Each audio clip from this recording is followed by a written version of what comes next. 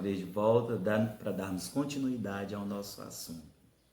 Como eu já havia falado no início da aula, primeira aula de História, sobre a proclamação da República, falei sobre a questão de Deodoro, mas também hoje vamos falar sobre a saída de Deodoro do poder.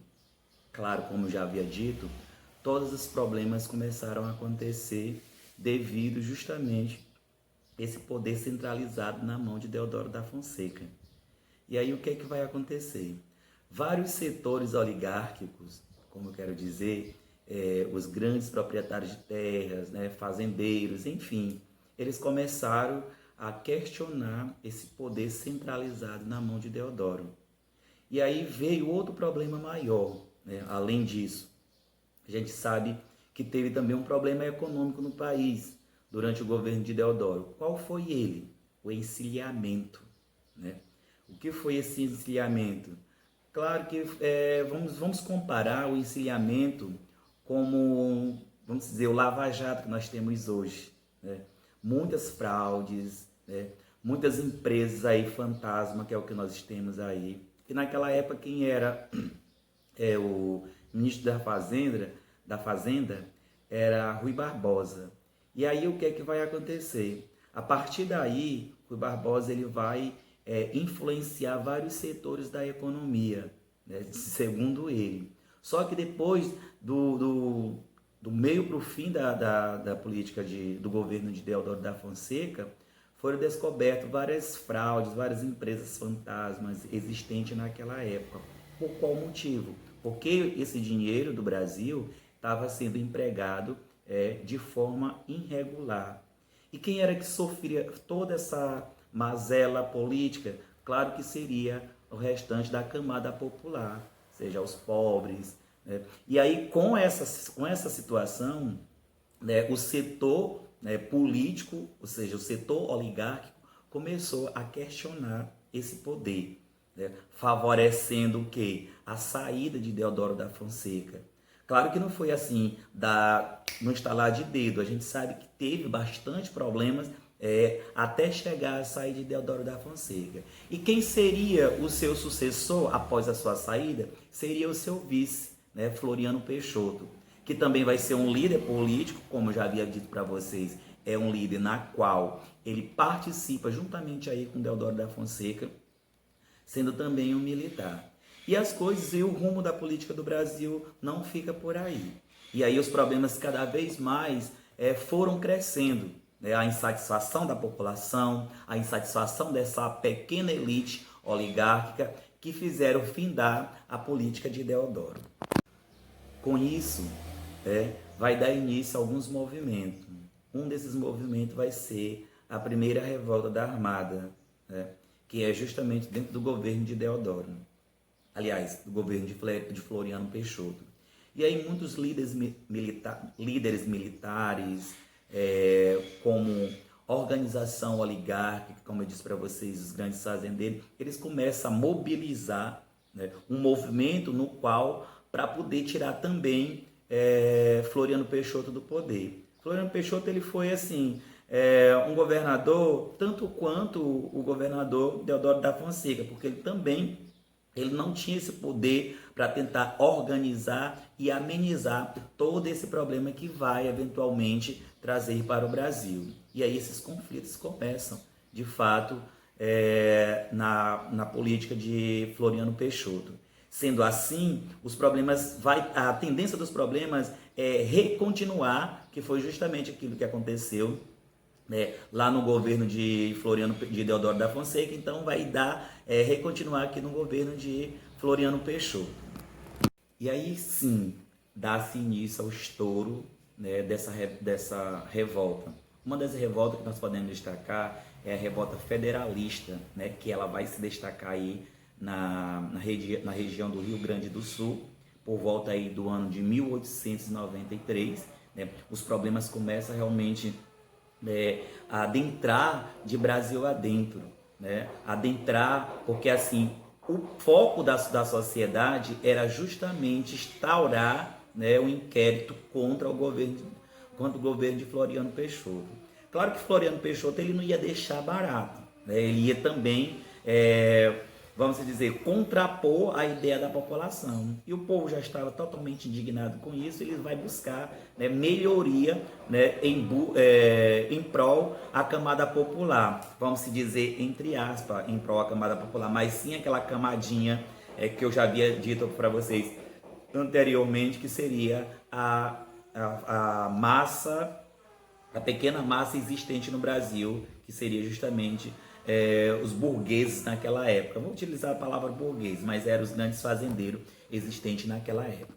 E por fim, a gente percebe que outros poderes começam, ou seja, outros movimentos começam. Nós temos como exemplo aí das políticas dos governadores. O que seria essa política dos governadores? A gente sabe que o poder era centralizado, vamos dizer aí, na mão de Campos Salles também, que foi um futuro representante do Brasil. E aí iniciam aí as políticas dos governadores. O que foi? Nada mais era do que a junção, né, do poder federalista, ou seja, das províncias naquela época, juntando-se assim como presidente. Então, a presidência ficaria como fosse defensora do poder, ajudando assim os estados. Como funcionava?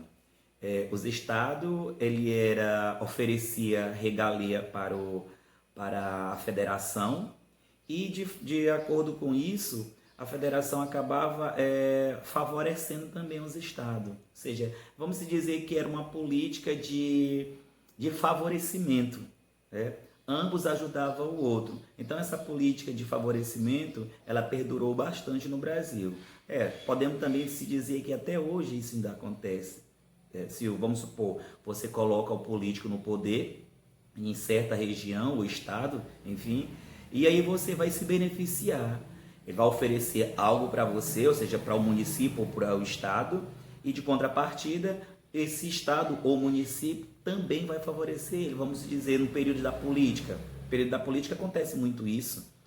A minha cidade ela não apoiou o deputado fulano de tal, mas apoiou o outro conseguiu ganhar. Então, no período da política eu vou ter favorecimento. E esse favorecimento, até nos dias atuais, a gente sabe que ainda ocorre, né? Que é um grande problema que ocorre no nosso país. Se tudo isso tivesse acabado desde o início, até lá no período, antes do período da proclamação da República, talvez o nosso país não vivenciava realmente essas mazelas que até hoje a gente acompanha e participa dela indiretamente, mas nós participando, porque nós fazemos parte desse país. Então, a política dos governadores foi justamente isso. Foi uma política realmente de favorecimento para ambas as partes. Outro movimento que nós não podemos esquecer de destacar é o coronelismo. O que foi esse período do coronelismo?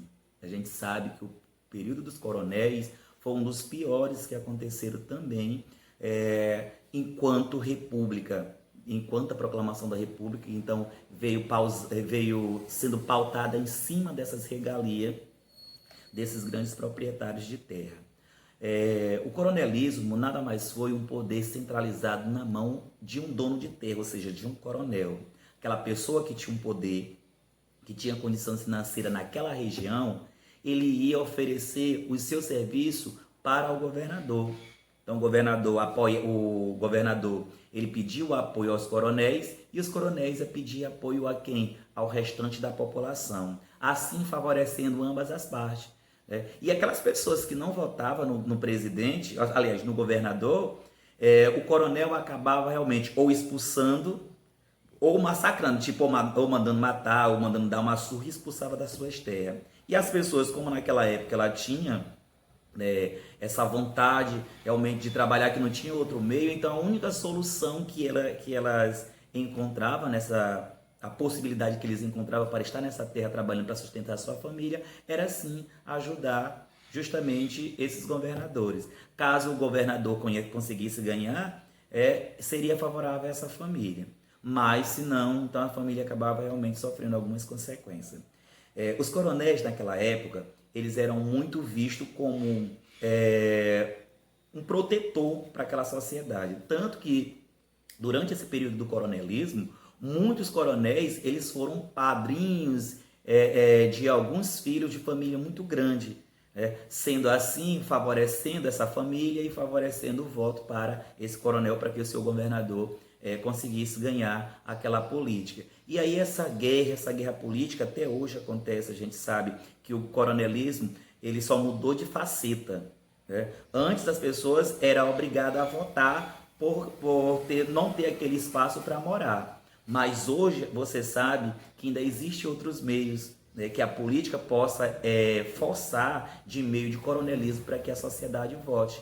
De que forma? Oferecendo vaga de emprego, oferecendo meios que possa vir realmente trazer, né, benefício tanto para o político quanto para aquela família que necessita daquele trabalho. E aí a gente vai perceber que ao longo do tempo essa política ela não vai mudar, essa política ela vai permanecer da mesma forma, substituindo o que alguns setores, né, de forma diferente, né, vamos supor, eu trabalho como o empregado lá na empresa X. E o meu empregador, ou seja, o meu patrão, ele vai fazer o quê? Ele vai pedir que eu vote naquela pessoa que é ligado a ele, que seria no caso o político. Mas se eu não votar, o que é que meu patrão vai acabar fazendo? Me retirando do trabalho, porque eu não apoiei o político dele. Então, isso é denominado o quê? Uma política de coronelismo. A gente sabe que essa política ela não acabou, ela vai sempre existir. E muitas fraudes também aconteciam nesse período do coronelismo. Muitas pessoas, até os mortos, acabavam votando. Por que, professor, até os mortos acabavam? Por que, professor, que até os mortos acabavam votando? Porque a gente sabe que muitas vezes as pessoas que estavam, vamos dizer, falecidas há 30, 40, 50 anos, eles acabavam voltando para votar, né? Por quê? Porque outras pessoas utilizavam o título desse defunto para poder dar voto para o governador. Então é assim, muitas vezes isso acontecia.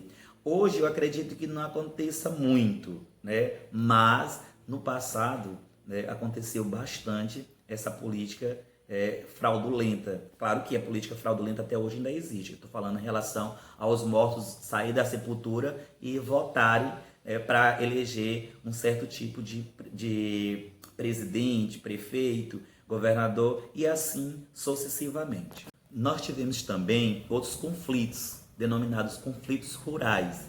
Um dos conflitos rurais que eu quero destacar aqui é o conflito da Guerra de Canudo. Eu acredito que vocês já ouviram falar sobre Canudo. Canudo, ele foi uma arraiá nessa região do norte da Bahia, né? Ela deu bastante, vamos dizer, problema para o governo. Como?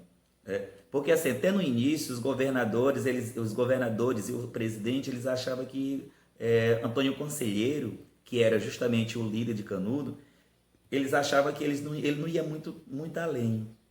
E aí foi onde eles quebraram a cara. Criaram o Canudo, Antônio Conselheiro, trazendo essa paz que é denominada o Messias escolhido por Deus. E aí ele começou, né, vamos dizer, buscar adeptos ao cristianismo. E aí a população ela sentiu-se firmeza em Antônio Conselheiro. E muitas pessoas vieram para essa região da Bahia, né, de todo canto do Brasil vieram para ter essa paz, porque ali ele estava livre de impostos, ali ele tinha voz e vez, ali ele expressava suas ideias e assim por diante. E muitas pessoas que eram adeptos ao movimento de Canudo acabaram indo para Canudo. E aí foi um grande pedra no sapato para o governo justamente por esse motivo. Pois é, e Canudo ele vai dar início aí por volta de 1893, né? E aí esse movimento ele vai trazer bastante força, né, para a população. A população buscava meio de se livrar de grandes impostos que o governo empregava. E aí Antônio Conselheiro ele começou a ser visto como essa pedra no sapato, como eu já havia dito anterior, buscando assim essa melhoria, né, para a população. E aí o que foi que o governo percebeu? É porque assim, no início o governo dizia assim, é só mais um louco que vai surgir, né, para fazer esse tal movimento. Mas louco não. Ele foi realmente um cara, ou seja, um Messias que trouxe bastante mudança para o país, certo? E aí o governo começou realmente a fazer isso. Eles começaram a mandar essas expedições da primeira expedição, como eles diziam que o Canudo não estava bem preparado para isso, eles mandaram 100 soldados nessa primeira expedição. Só que essa primeira expedição ela foi fraquejada, porque eles não conseguiram vencer Canudo. Depois mandaram a segunda expedição, vamos dizer aí, com 200 e poucos soldados. Também não deu certo. Para a terceira expedição, eles mandaram 1.000, 1.500, 1.200 soldados e também não deu certo. Para vocês verem que Canudo ela estava preparado mesmo justamente para a guerra.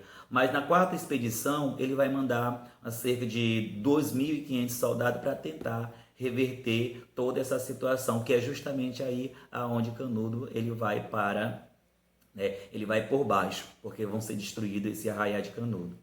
E aí Antônio Conselheiro ele foi considerado como esse mentor, né? Mentor dessa guerra, dessa mudança dentro do país. E a sociedade começou a perceber Antônio Conselheiro como exemplo.